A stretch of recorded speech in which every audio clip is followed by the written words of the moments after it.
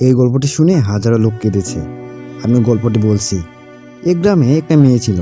মেয়েটা বেশ সুন্দর, তাই গ্রামের বেশিরভাগ ছেলেদেরই ক্রাশ ছিল মেয়েটি।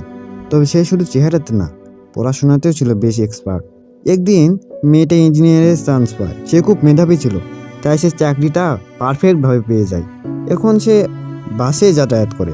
এদিকে সে সুন্দরী ছিল আর জব করতে বলে অনেক ছেলেই তার বাড়িতে বিয়ের অফার দিত।